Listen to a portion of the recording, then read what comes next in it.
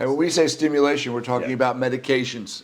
Yeah, I'm talking That can be sometimes be misunderstood. Yeah. We had a reporter come to our office a number of years ago, and she was horrified that we were stimulating patients. Her jaw kept going like this, and she didn't realize what we were talking about. We're stimulating the ovaries.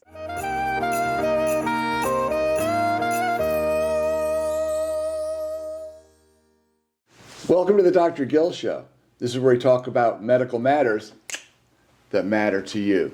My guest this morning is Dr. Kenan Omurtag. Welcome to the show, Kenan. Yeah, it's exciting to be here. Yeah, looking forward to it. Yeah, I'm so glad you're here, Kenan. Kenan is a colleague of mine. He is the chief of the Division of Reproductive Endocrinology at WashU in St. Louis, and he's also the medical director of the Fertility and Reproductive Medicine Center. Yes, it's a lot. It's a lot, Kenan. You're obviously very well respected and know a lot of stuff. Now, I work in Columbia, Missouri, which is about 2 hours west of St. Louis, and it's a university town. It's kind of sparse. There's only me and a few other doctors, and when I have a tough case, somebody that's really throwing me a curveball or I don't understand it, I get on the phone and I call Kenan and I say, will you see this nice lady and give me a second opinion that I can trust and rely on? And that's been very valuable to me. You and your colleagues. I appreciate that. You teach residents and fellows, and you're a wonderful resource in this whole world of reproductive medicine. Yeah. So we could talk about a lot of things, Kenan, but what I'd like to talk about are controversies in fertility treatments. As you know, fertility affects, depending how you cut it, 1 in 8, 1 in 6 couples, depending on how you define it. Male factor is a huge issue. It's not always the woman. And in fact, this came as a kind of news to me about a year ago. The world is looking at a population collapse. Yeah. Yep. China may be losing 500 million people in the next decade or so. If you look at the demographics of the United States and Europe, this has been happening. So when people think, oh, fertility treatment, who cares? There's already too many people on the planet. That's kind of a naive statement, isn't it? Yeah, it is. I think we're seeing it more and more. I know Japan a couple of years ago, depending on how you slice some of the data, some people are concerned about the replacement rate in this country. A lot of people wonder what that means for assisted reproductive technologies, and I think there's perhaps an increase. There might be an increase in utilization a couple decades from now, but I think more and more people, in this country, about 1% to 2% of all live births are from assisted reproductive technologies. 3% in my hospital. Yeah, so it's increasing. The utilization is increasing. I think we're only going to see more. I think also in this moment in 2023, with inflation, the cost of living, people are wondering post-COVID, what does this economic future look like? Is this temporary, or is this a phase, or is this kind of the new normal?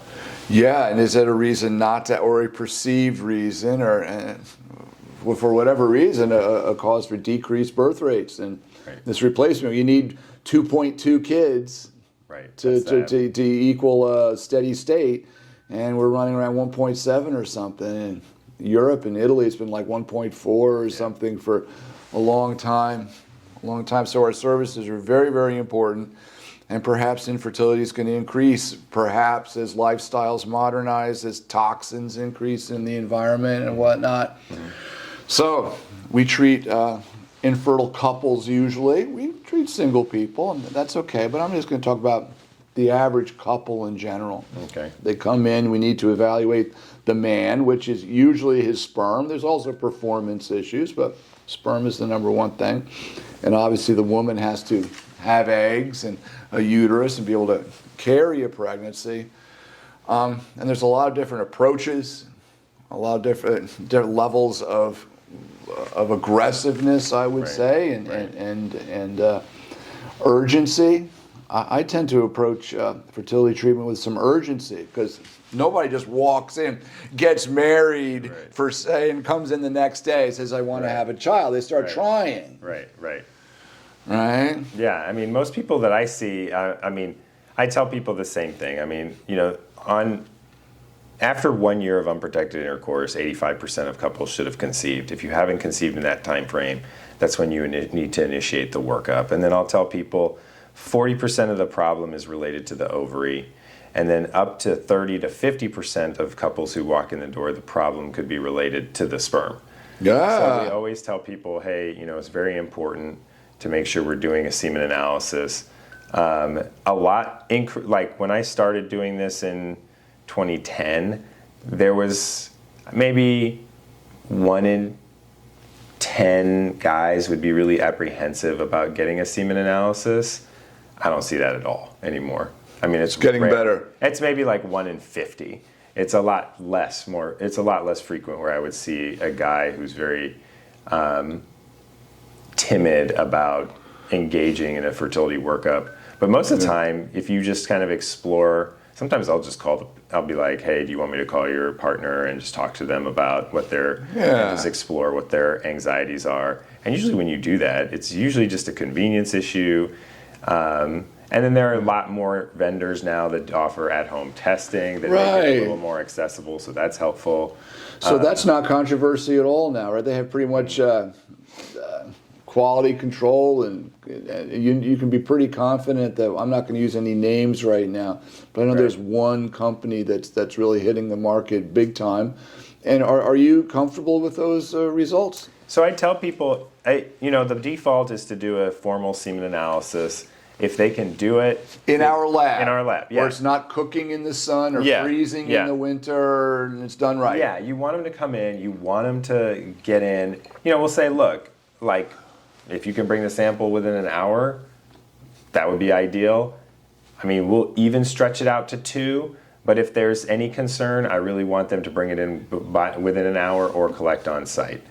It is, in some ways, preferable in our center for people to bring it in within an hour from home.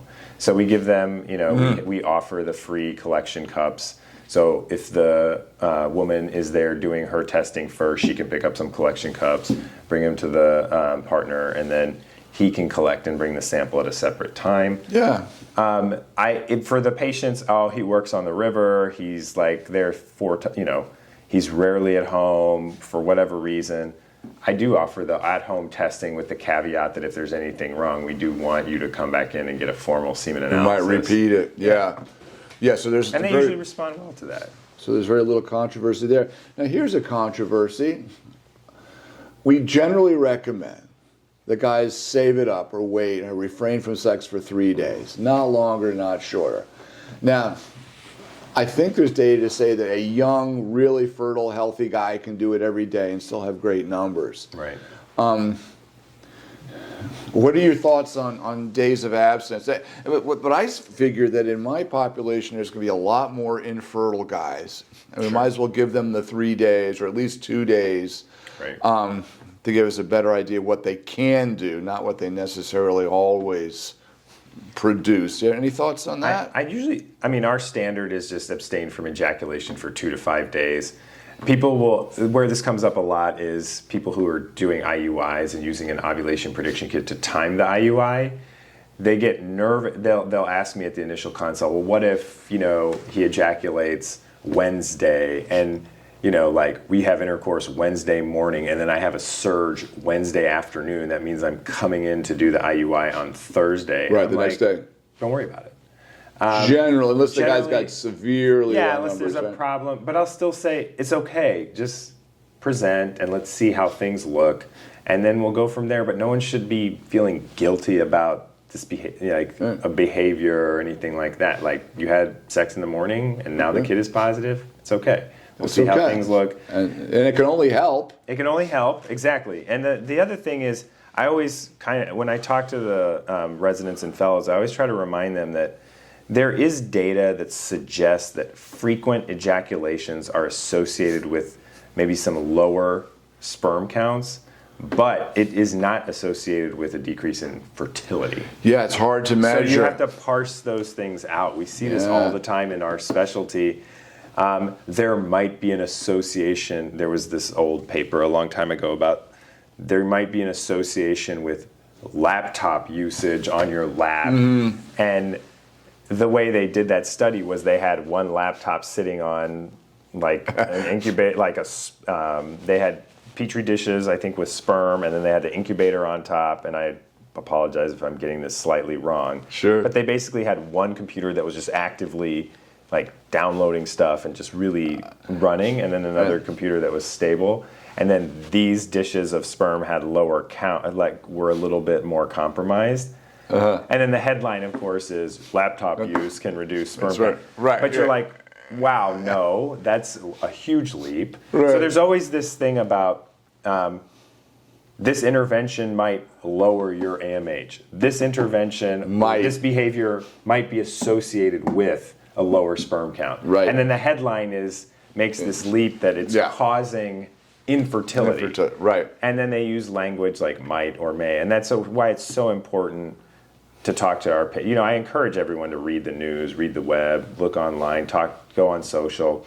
And then I think it's our job to kind of filter that for them. Yeah. And be like, let's have a conversation. Well, these things might be associated with some outcome, but the association is weak, and that doesn't mean that it's causing infertility. Right. You see this in nutrition all the time. They do some big survey, and there's really no science there. So when we do a semen analysis, we look at volume, we look at how many are in there, called concentration. We see how many are swimming. But we also look at the shape of the sperm. Sperm are these a perfect sperm looks like a little tadpole. And we're such strict graders nowadays. We're happy to get 4% normal looking sperm. Yeah. So let's say we have a guy comes in. He's got really good numbers, but only 3% are perfect, or 2%. The word for abnormally shaped is called teratospermia. It comes from Greek, which means monster. Something is teratogenic. It means it causes birth defects or something. So if we have some isolated teratospermia, the only abnormality is the shape of the sperm. Do you have any thoughts on that? Is that a true problem? Some people say it is. Some people say it isn't. I don't think it is, and those patients I would not, unless there's some other, obviously, if it's isolated teratospermia in an otherwise normal setting of, ovulation, tubes are open, 12 to 18 months of infertility, 12 to 24 months of infertility, depending on the scenario, I'm usually just going to IUI with those patients. Right, you can inseminate anyway. Yeah. You're going to get a whole bunch of sperm on target. Right. And it doesn't seem to make a difference when we've got high numbers. People don't realize that a young, healthy guy might emit 200 million sperm, but only a few thousand might reach the tube. So there's huge amounts of attrition there. Right. And there is some natural selection. The fastest guys, like I say, the gold medalists will reach up the top. So there's kind of a selection for the good sperm anyway. There is. The fallopian tube. There is. And I remember there was a study looking at isolated teratospermia from the group at NYU, and this is, again, older, 10 years old. And they were kind of basically saying that the isolated teratospermia, specifically in IVF and the need for ICSI, isolated teratospermia itself, at that time in that paper, the authors were demonstrating data that didn't suggest that isolated teratospermia was an indication for was much of a ICSI. problem, yeah. And we're going to kind of get to that a little bit later, I hope. So, one more controversy, or let's say area of we just don't know, is sperm quality. We can measure the chromosome number in embryos, which tells us if the chromosomes are the packets that hold our DNA. And we interviewed a scientist from Vanderbilt recently here, Brunner Tran, and she studies toxicant exposure in mice and rats. And even though the sperm are fertilizing, they obviously have normal chromosomes, you see downstream generational problems. Any thoughts on sperm quality? If I have a guy, he's overweight, he chews tobacco. That's another controversy. Does chewing tobacco cause sperm problems? I can't imagine it helps. Yeah, I don't. As it relates to quality, I mean, we still have very unsophisticated tools for analyzing male factor infertility. Well put. We still use the same methodologies that we've been using since 1954, I think it is. So it's like it's the same thing, and that's fine, but we have to recognize the limits. So ejaculates can vary. That's why if there's one that's abnormal, you need to repeat a second one. You know, when I think of issues with quality, I'm usually looking at motility. I'm usually looking at morphology or shape, and then I just kind of say, oh yeah, if your motility is like 5 points below the reference range, I don't get too concerned about making some like broad stroke statements about the quality of the sperm. Yeah. But if it's really low, like single digit motility, we're looking that's for problematic. Yeah, gotcha.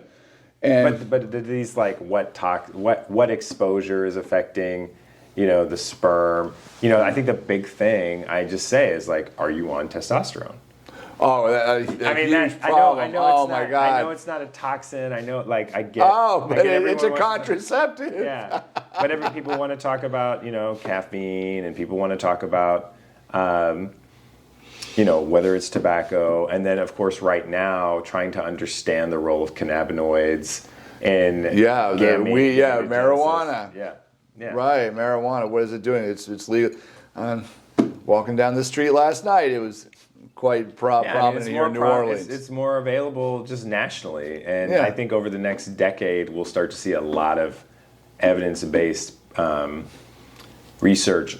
We'll see a lot of research on the impacts of cannabinoids and related. Yeah. So and pregnancy too, because that's still a black box. Yeah. So, I used to make specific recommendations for guys with low numbers. Eat more Brazil nuts because there's selenium in there. Right. Not eat. Try to get your weight under control, minimize toxic exposures, improve health overall. I would agree with those. Yeah. I mean, that certainly makes sense. I don't think there's much controversy there. A healthier man should make healthier sperm. Obviously, it's hard to prove. But as far as actual supplements and actual things to do, there's some very expensive supplements on the market and whatnot. And I think the studies that look at placebo, there's a few of them I think really don't show any measurable benefit. Yeah, there was a large study from JAMA. I can't remember I'm blanking on the group. Sure. But this idea that zinc and vitamin E or C or these things were supposed to improve parameters was demonstrated that it didn't matter.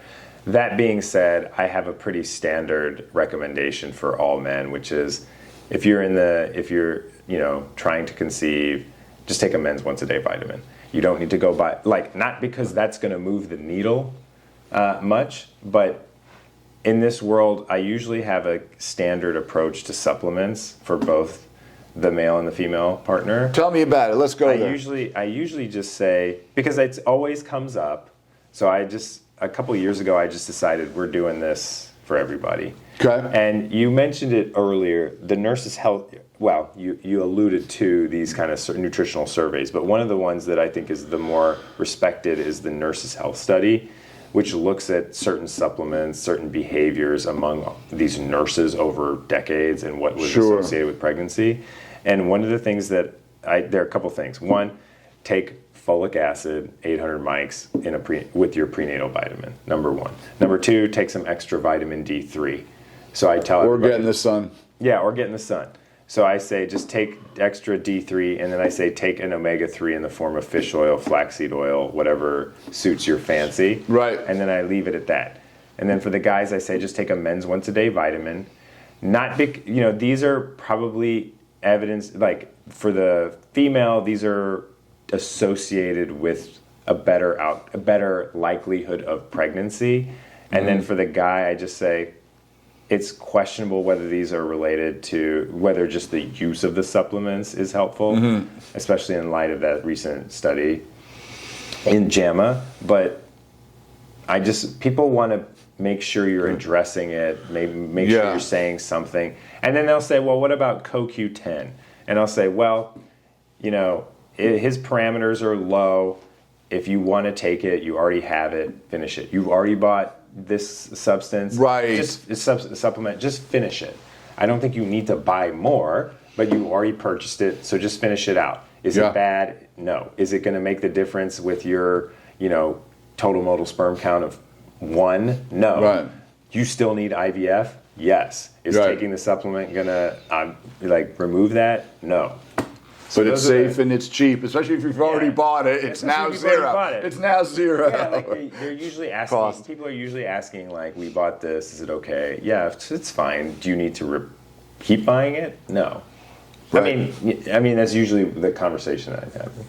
Yeah. So let's move on to female issues. We could talk for hours and hours about this.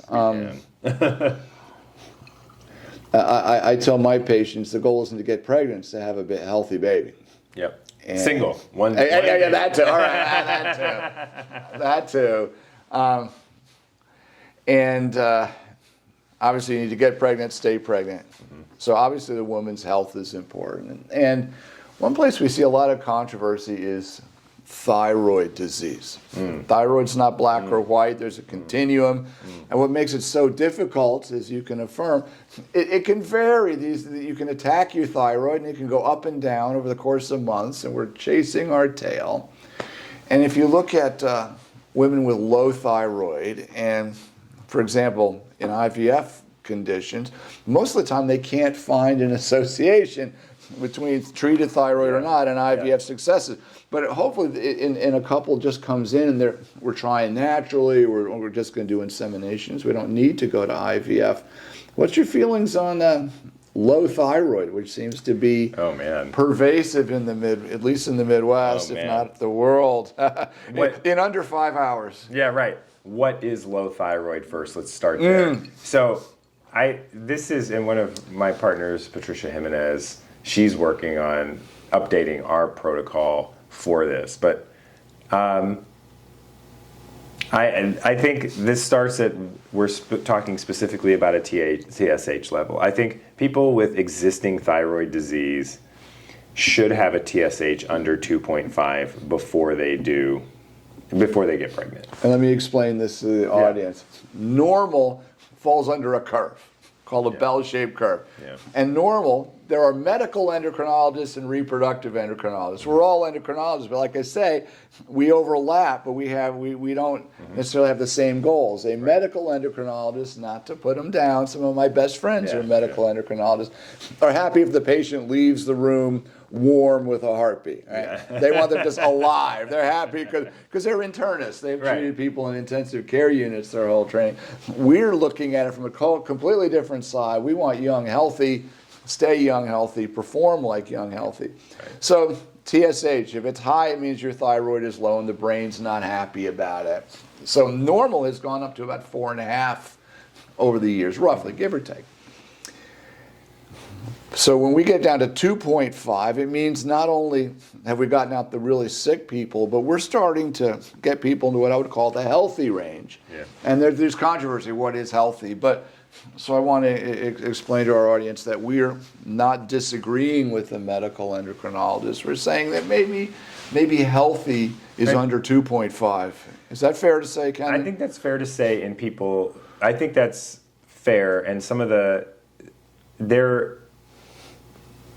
I think having everyone, so the one thing that I kind of try to reconcile is that there is good evidence that demonstrates that close to 90 to 95% of women have a TSH less than 2.5. So if you are above that, then what's up with that? Is kind of this lingering question. But that factoid is sometimes used to justify the more aggressive position of we should supplement more people with Synthroid. And just treat the number, not the patient necessarily. Yeah, treat the number. Right. Which the evidence is the more conservative approach, interpretation of the data is that there's not a lot of evidence that being that aggressive in someone who doesn't have hypothyroidism is probably not making a difference in their miscarriage rate. specifically. Right. So this is also being balanced with some of the like back office, quote unquote, logistics and messaging in practices where some practices there is some agreement across the majority of physicians on how to supplement or how to handle TSH levels that are above 2.5 but below 4.5 or 4. Right. And some practices will make a standard approach. Other practices will have an individualized approach. We have an individualized approach that's kind of, we leave it up to the physician to kind of interpret the data and make decisions with the patient using kind of a shared decision model. And usually, for me, what I'll do is if it's above 4, I'll treat them. Okay. If it's above 4 and they don't have any problems, if they don't have pre-existing hypothyroidism, then I will usually repeat a level. If it's below 4, go. I will not be so aggressive to get it under 2.5 in that case. Do you ever get anti-thyroid antibodies? Yes. So I have reserved getting those in patients with recurrent pregnancy loss. Most of the time, it's normal. I'd say the majority of the time, it's normal. But I like to get it in that population because it's helpful if someone has a positive thyroid antibody, their TSH maybe is above 2.5, and they keep having chromosomally normal losses. Right. Then you're kind of saying, well, this is a bit of a stretch, but maybe there's something there. The evidence doesn't really support, there's some question about whether that practice is supported by the evidence. It's really not hard black and white. It's not a hard black and white. This is an opinion. Yeah, exactly. Can't hurt. And the way I look at it, the thyroid is varying. Antibodies are going up and down. And once again, if it's safe and it's cheap. Yeah, and this is October 2023. Right. And there's more, I think the Endocrine Society, which is one endocrine group that gives recommendations about thyroid in pregnancy and those trying to conceive. There's our ASRM practice committee opinions on it, and then there's the American Thyroid Association, which tends to have a more aggressive posture about supplementation. So there's more data, so that helps maybe come with more consensus in the coming. I expect to see more consensus statements and kind of more alignment on this in the coming, honestly, 6 months. So if a layperson new to this were to Google it, they'd see a wide range of what appears to be opinions, and it's just a lot just of variation in practice. A lot of variation in practice. So it's not a horrible controversy, but still it could be confusing. Oh my gosh, still there's so many, and sometimes we just say, oh, okay. I don't know if I'm ready to have this debate, but we have it. So Kenan, another area that seems controversial is measurement of a woman's what's called ovarian reserve. Is it how many eggs does she have? And to understand this, you need to understand basic human biology. If the basic agreement is women are born with all the eggs they'll ever have, in fact, they may have had millions and millions more eggs before they were born, a woman is losing these eggs all the time. They are stuck. They start to divide, and then they're stuck on the chromosomes, on these little fine, fragile little microtubules, spindles, filaments, whatever you want to call them, and they're vulnerable to damage. So as a woman, let's say she's age 20, her eggs are almost 21 years old. So there's the number of eggs a woman has, and then there's the quality of eggs that a woman has. And correct me if I'm wrong, but it seems that quality means more than quantity. We don't need 100,000 eggs. We need 4 or 5 for most women, right, to start a family. So there is a blood test called anti-Mullerian hormone, or AMH, that's getting just more and more popular all the time. I don't see it waning or going down in value at all. In fact, it's now a top line in a lot of electronic medical records. It's a top line thing. You got the height, the weight, the AMH. It's right up there. It's a top line metric. So Help explain the controversy between. And another thing, we always want more sperm. We always want more eggs. Right. More is better in general. Right. What is the controversy here? What would you like a person to understand that doesn't seem obvious? You've got a low AMH. Yet some studies show it really doesn't have much effect, at least in certain infertile or low subfertile populations. Help us understand the difference between age, egg number, egg quality, and AMH levels. Yeah, so I think it basically starts with the idea that AMH is a good marker of ovarian quantity. It is still not the perfect test for measuring quality. It is also a good tool of understanding how responsive the ovary is to stimulation, period. It is not a test that diagnoses anything. It is a screening tool. We use it. It does not tell us, let me be more specific. It does not diagnose who can get pregnant, and it does not diagnose who cannot get pregnant. So it's not good in that way. It's just a screening tool that is used to help us have a conversation with patients to set expectations about how you're going to respond to stimulation, how aggressive you should be with your pace in the fertility journey. That's really it. And when we say stimulation, we're talking about medications. Yeah, I'm talking That can be sometimes be misunderstood. Yeah. We had a reporter come to our office a number of years ago, and she was horrified that we were stimulating patients. Her jaw kept going like this, and she didn't realize what we were talking about. We're stimulating the ovaries. There you go. So I think what ultimately that test. So I'll tell people, okay, your AMH is 0.8, but you're 29.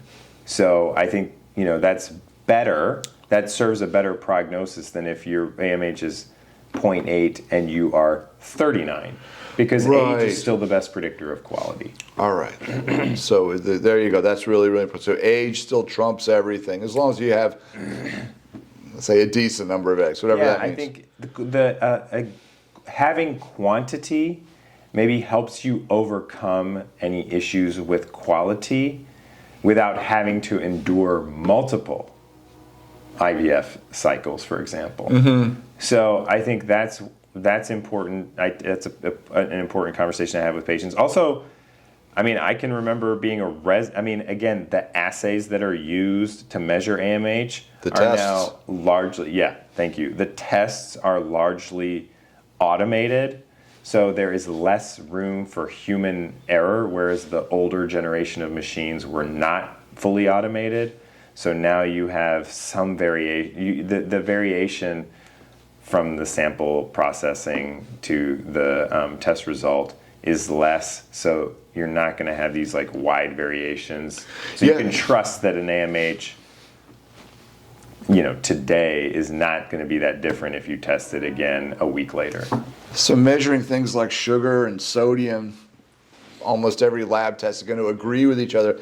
But AMH is this large protein, and how they measure is they stick something on here. They're called epitopes, and they have all these different probes, and they're all vary, and there's patent issues company to company. And then there's issues what's called control samples or standards, the standards that they measure against. So AMH has been all over the map, and people need to understand some of the controversy is just in the technical aspects of the test. And the standards have been changing over time. So it's not an easy test to do. Another thing, Kenan, I think is evolving, is when it first came out, they said that you can measure an AMH anytime, pregnant, anytime during the menstrual cycle, and it would be accurate, it wouldn't fluctuate much. Seems like that's changing a little bit. Yeah, I think... yes and no. I think one of the things, you can trust, I think, an AMH level at any point in the cycle. I think where there is some eyebrows that get raised a little bit on our side is when you have a lot of these patients who want to freeze eggs, and they've been on birth control pills maybe for 15 years. Right. And you check an you can check an AMH while someone's on birth control pills. Right. And then it comes back and it's 0.6.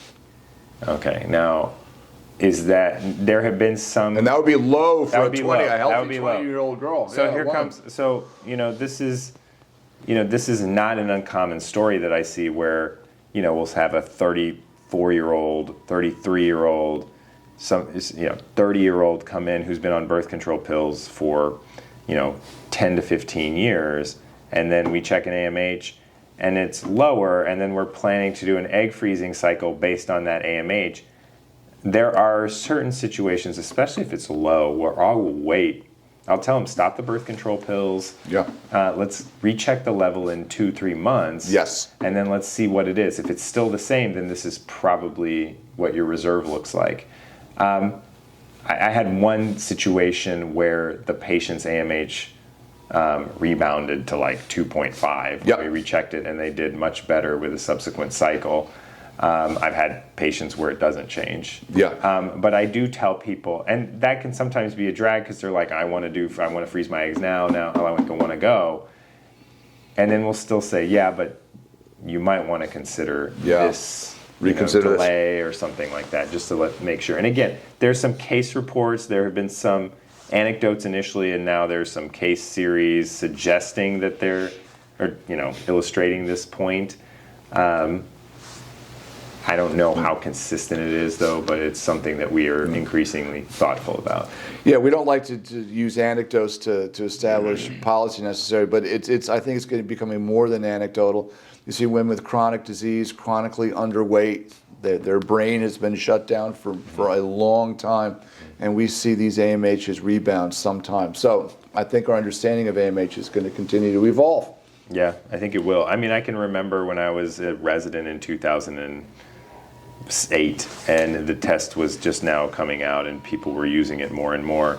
And I remember one person was really concerned about an AMH that was less than 0.5, and that person went on to have 4 naturally conceived children.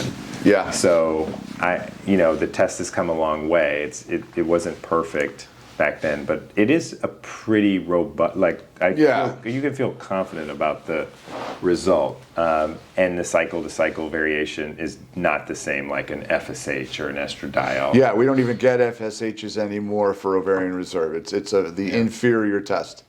AMH is a little bit better, and that's easy to get. Yeah, and if you get a good look at the ovaries on sonogram, then you're in good shape generally. Yeah. So let's move on to the fallopian tubes, Kenan. I'm going to model. This is the uterus. These are the tubes. Here's the steeple, and here's the people, right? Yeah. Here are the tubes. Human tubes are very inefficient. Like most animals, or a lot of animals, have a birth. There's a sac around the ovary, and all the eggs go down the tube. There's only one place to go. In humans, a follicle pops from the ovary, and that egg can float around anywhere it wants. Yeah. And the tubes, which are shown to be out here, are actually kind of down like this up in the back, down here in this deep part of the pelvis, filter feeding like little sea anemones, trying to find the egg. So tubes need to be open to function, but they need to be functional to function, right? They open is not enough. So if you have a woman come in, tubal problems are common, and part of a fertility evaluation sometimes includes an evaluation of the tubes. Are they open, and maybe can you get some more information? So it might seem controversial. What are your feelings about evaluating fallopian tubes? How do you do it now that we have salt water and now even foam options, which I by the way, I'm very fond of. I'm growing very fond of foam and sonograms. Well, at the foam thing, I'm curious to hear your experience with it. I still use HSG as a standard. Let's explain HSG. Yeah. It's an X-ray dye. Yeah. We put a nozzle in the cervix. The dye goes up. It goes out the tubes. You take an X-ray picture. Right. And it tells us a lot more than are the tubes open. It tells us about the shape of the cavity of the uterus. Yeah. It tells us about the shape and contour of the tube. Tubes should start out nice and skinny and then become open and wavy. The dye should be able to leak out the tubes and flow freely. Right. So what you're mentioning, the HSG, is an old but very robust way to test tubes, isn't it? It's good. It works. It's pretty good at telling you whether a tube is normal or not. Sometimes you'll get a situation where the tube doesn't fill. You'll see a nice uterine cavity shape, but then you'll say, oh, my tube is blocked because there's no flow from the uterus into the tube. That's called proximal occlusion. Right. As opposed to the tube filled and then I don't see it spilling. That would be called distal occlusion. Proximal occlusion on an HSG is not definitive for a problem, so usually there's some subsequent workup that needs to be done, whether you repeat the HSG, you pass a wire through. Right. There are all sorts of different things that the reproductive endocrinologist can offer patients in those situations. The other test that we use is the saline infusion sonohysterography, where you will do an ultrasound, a pelvic ultrasound, and at the same time, instead of instilling dye, you're instilling saline into the uterine And you're cavity. trying to see it pass with the ultrasound machine. And you're instilling some air, looking at kind of the hyperechogenicity of the air bubbles as they move through. That can be challenging sometimes to visualize. The saline infusion sonohysterography is really good at telling you whether the tubes are open or not. Or I'm sorry, whether the cavity is normal or not. Depending on the user, depending on the ultrasound quality, it is a little hit and miss about whether it can definitively tell you whether the tubes are open or not.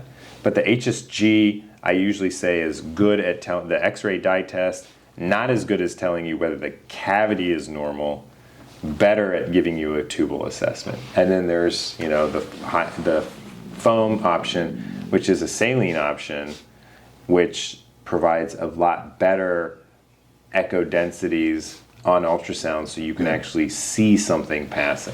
Is what I'm saying. I have not used that. I've always been let me curious tell you about the phone. Once again, I have no financial interest in this company, but I have an interest in my patients. So let me just back up real quick on the HSG. If you've got proximal occlusion, I've heard numbers about 50% if it's blocked. Maybe half the time it's really not. There's just what I call a tubal booger in there. It's tight, and if you did it again, it might be open. And certainly might be amenable to putting a wire up there, which I do a lot. Right. It's called cannulation. You can poke it open. You got a good tube. Yeah.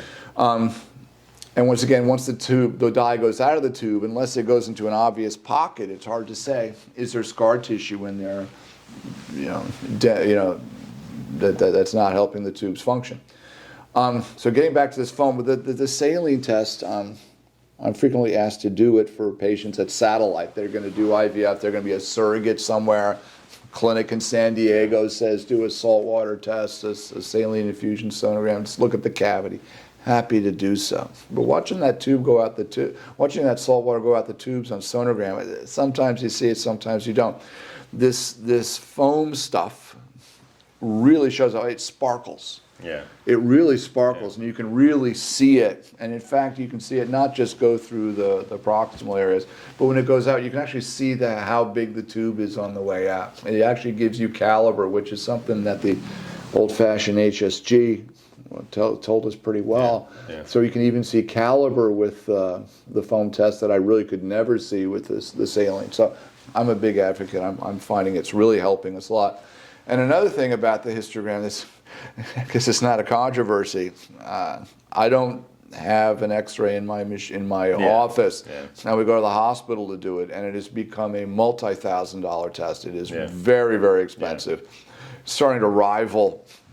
It's a half of a laparoscopy, in cost. So another reason we may not be doing so much. So it might seem like a controversy, but really it's what's practical. Yeah, and I think that's the other thing is it's nice. The patients are familiar with the ease of coming into our clinic. They're comfortable with us and our team.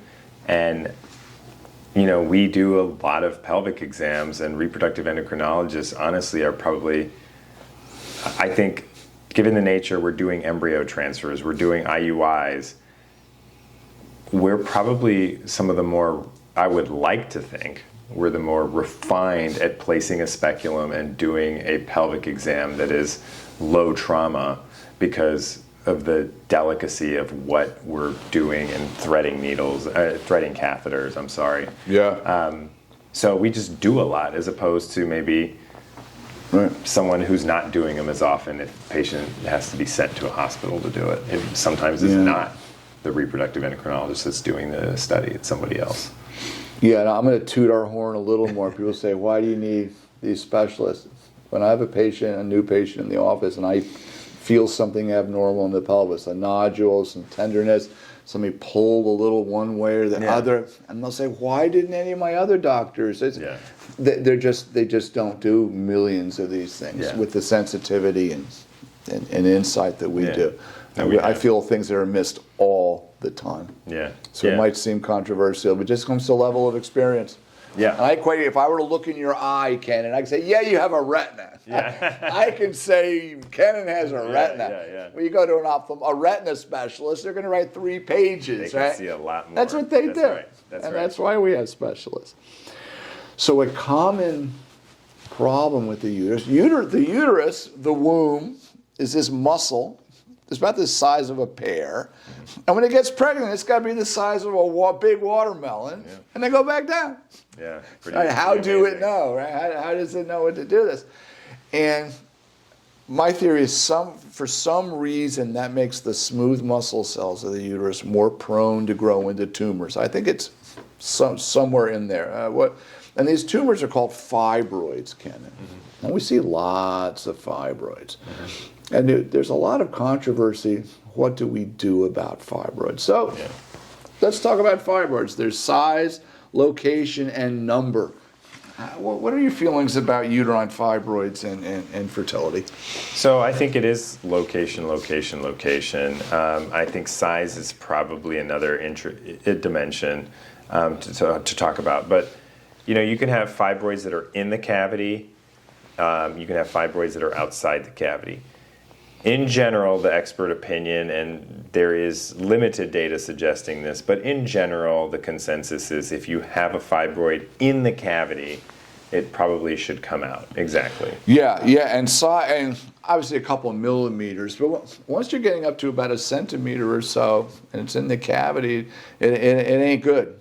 Yeah, exactly. And this is true. It is the reason it should come out. It is probably disrupting, or at the minimum associated with a disruption in implantation and or maintaining the pregnancy. That is a fibroid in the cavity, so-called submucosal fibroid. Where it's really it's not the tip of the iceberg. It's really pushing into the inside of the uterus. Yeah, sometimes you can have fibroids that are entirely in the cavity, and sometimes you can have fibroids that are pushing into the cavity and mostly in the cavity. You have these different gradations, and there's so much variation, and that's why it's important to talk to your reproductive endocrinologist about do my fibroids need to come out in order to improve my chances of getting pregnant. And then there are fibroids that are outside the cavity that generally do not impact implantation unless there is a certain size associated with the fibroid. My next question, is there a size where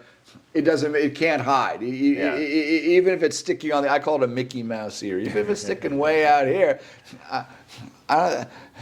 I mean, there's different opinion. I guess controversial. If you've got a huge fibroid sticking out here, it can't be helping either. It's tricky. It's probably not. So is there some magic number? I think a lot of people agree 5 centimeters or greater. If it's outside of the cavity and 5 centimeters or greater, it's probably not unreasonable to remove, or at least have a conversation with a patient about removing it. Also, what's happening is those patients might be having symptoms related to the fibroid. Abnormal bleeding, significant pain, and those might be indications to remove the fibroid, even though there's some question whether removing the fibroid is associated with a better pregnancy outcome in those particular cases. That's why it's important to show the patient the images, help them understand where the fibroid is in relation to their uterine cavity, in the context of their larger story of how they've arrived to where they are. Yeah, and I think management is changing as we have gotten better over the years at taking them out through telescopes. The tumors I can take out now, and our colleagues can take out through tiny little holes. It's really amazing. And if we can do it as a same-day surgery and get it out, and I don't have to worry about that fibroid dying in pregnancy and causing premature labor or something. Yeah. There's a maxim or a rule in surgery that our goal is to restore normal anatomy. And I don't think anybody, now if something's particularly painful or large or aggressive or risky, you can say, is it worth doing? Right. But if something is not, and if we're going to be looking there anyway, I'm certainly never going to leave a fibroid behind if I can take care of it safely and effectively. Yeah, I usually don't. I tend to be more aggressive now than I was earlier in my career because I've seen enough where you leave the fibroid in. I've had enough experiences with patients where we had this long conversation with lesions that are 4, 5, 6 centimeters outside the cavity. And then I've had 1 or 2 patients come back with miscarriages, mid-trimester losses. And again, we shouldn't make decisions or policies about anecdotes, but at the same time, this is such an area dominated by a lack of convincing data and more expert opinion that's driving it. So you're kind of beholden to your experience to some degree. So that's, again, why it's important just to have a conversation with patients. I mean, there is evidence, even some of that is from our group, from the OBGYN group at WashU, that fibroids 5 centimeters or greater can be associated with more or less optimal pregnancy outcomes. But there still isn't a paper that says, well, okay, if it's associated with less pregnancy outcomes and then you remove those fibroids, do those less than optimal pregnancy outcomes go away? And now you've condemned her to a C-section potentially. Right, so everything has ramifications. So I'm going to summarize this for our audience, Kenan. Every fibroid's different. Every woman is different. They're all in different locations. So it's really hard to do controlled, definitive studies because it's not black and white. There's this continuum. And it's just hard to get good data. So when you're getting advice from a doctor that seems like it disagrees with another, once again, it's coming down to experience. And that's where we're at right now. So we just have to be comfortable with that. Endometriosis. All right. Another condition that causes a lot of pain and suffering. Here's a basic statistic that may surprise people. If you look at all comers to my fertility practice, and probably yours, you look at every woman that walks in the door for whatever reason, they just filter and you click, right? 40% of these women will have endometriosis. Either they know they have it or they don't know. But just as a general rule, 40% of patients are going to have it. It's hard. It's virtually impossible to diagnose without surgery. It's virtually impossible to treat without cutting it out completely. That's been a controversy over the years, whether you can burn it out or need to cut it out. And I think the excision people, me included, myself included, I think the only way to really get it all is to get it all. Yeah. But then the next question, if it's not for pain, certainly that's the case. You got to get it all and get it off all these sensitive areas. But I think if you look at women who are getting their tubes tied, they've had all the babies they ever want. They're going to get their tubes tied. And you start looking around, take some samples. Like 15% or a good number of them, let's just say plain English, are going to have endometriosis that didn't seem to affect their fertility and cause them pain. Yeah. So, how much does it cause infertility, right? Well, how do you approach infertility and endometriosis, Kenan? So I think that, first of all, endometriosis is associated with infertility. There is still it's still poorly understood how it causes infertility. But I think we know that endometriosis is an inflammatory state in the pelvis. An inflammatory state in the pelvis distorts the tubal anatomy. Distortion of the tubal anatomy makes oocyte pickup difficult. So that's largely how we think of endometriosis impacting fertility. There are also some studies in animal models suggesting that there is direct impact on the quality of the oocyte. There's direct impact on the endometrium, and then there is some direct impact on sperm and its ability to transit through the genital tract. So to explain this to people, in the woman's pelvis, there's this fluid. Everything's kind of happening in a salty water environment. Eggs are floating around this fluid, sperm, embryos, and this fluid is inflammatory. And if you take that fluid out, and I believe studies were done a long time ago, if you take that fluid out, and it's usually dark, we call it port wine fluid, which should be thin and what we call straw-colored fluid. And you take that fluid, put it on some sperm in the lab, they're not happy. You put it on an egg, you put it on an embryo. So we know this toxic environment can, at least in some cases, impede the whole process of egg pickup, fertilization, and whatnot. So you suspect a woman has endometriosis, but her tubes are open. Right. What are probably open, probably functioning. She's never had a horrible pelvic infection or a ruptured appendix or a horrible trauma. And you think the tubes have a chance of functioning, or she's gotten pregnant before. How do you approach that? You think this woman has endometriosis, but her issue is trying to get pregnant, not pain.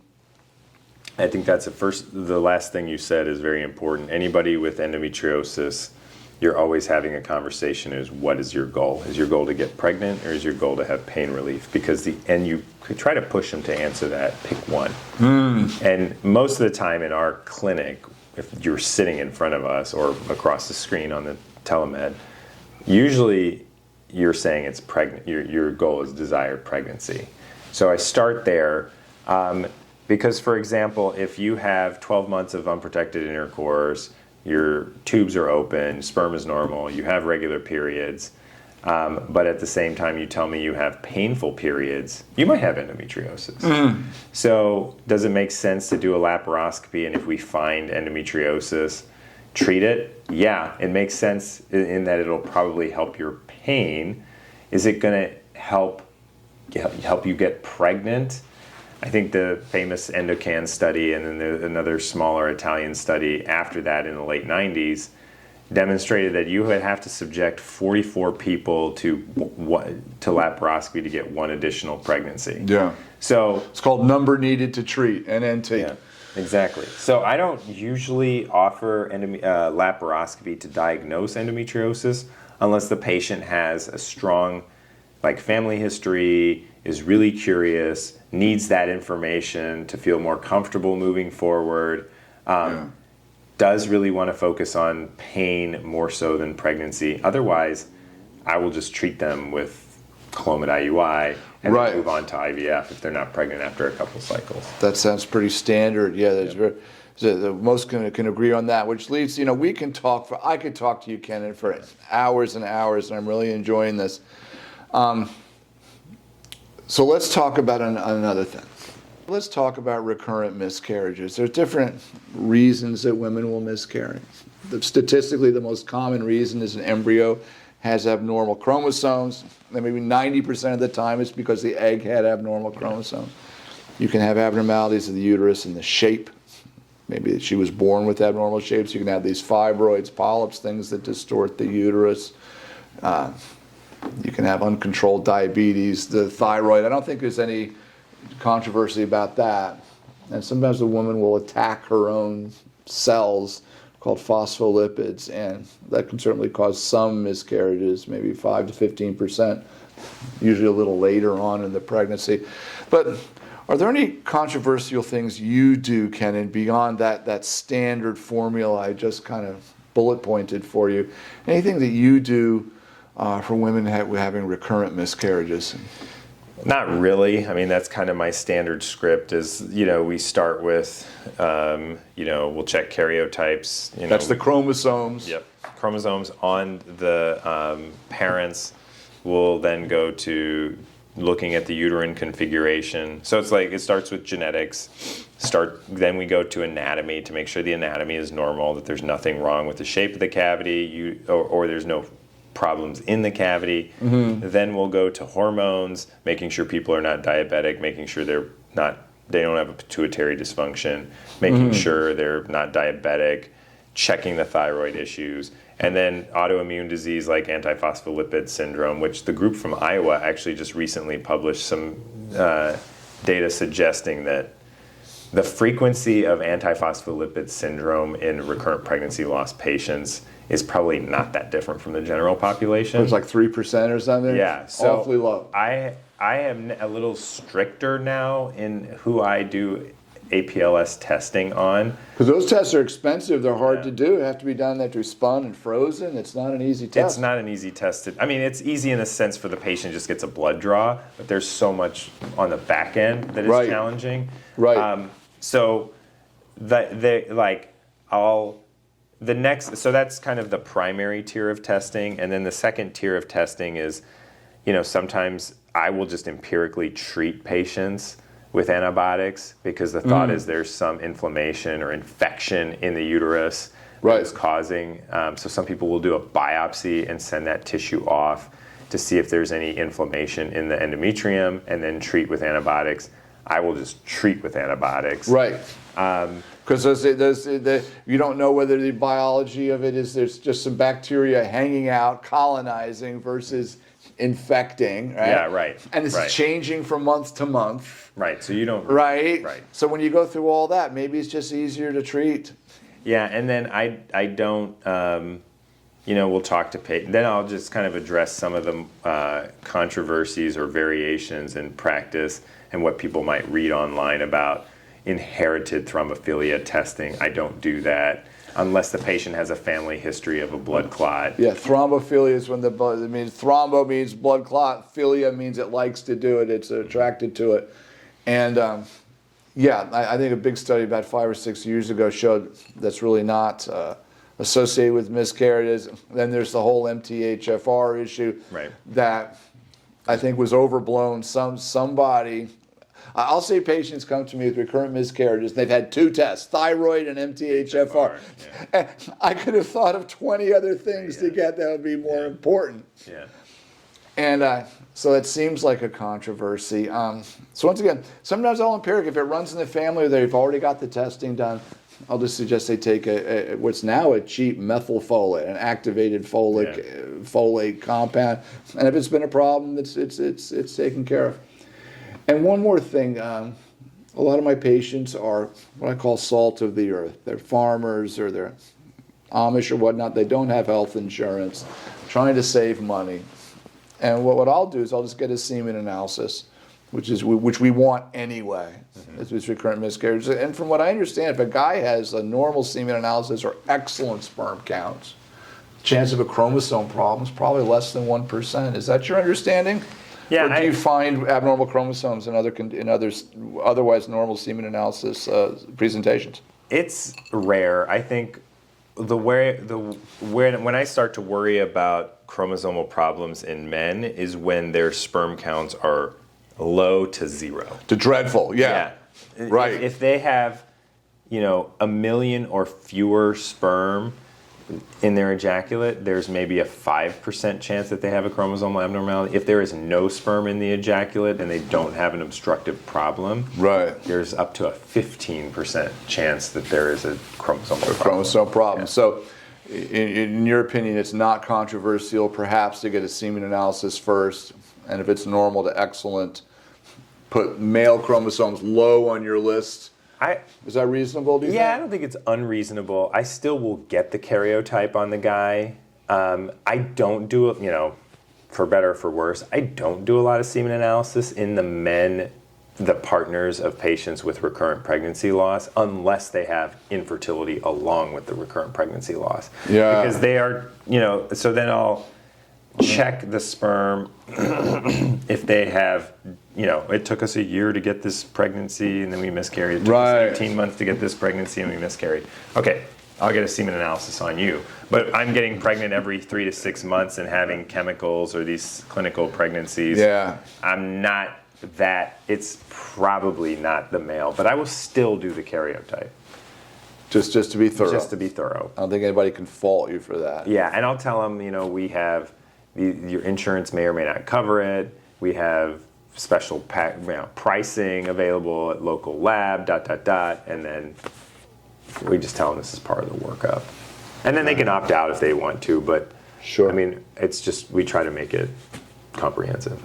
Fantastic. Well, Kenan, like I Yeah. said, this conversation go on and on. I think we've hit some of the highlights Yeah. of what are at least perceived possible controversies in infertility treatments. Once again, I want to thank you for being here. Thank you so much for sharing your thoughts with us. And thanks for being such a wonderful resource here at the Midwest.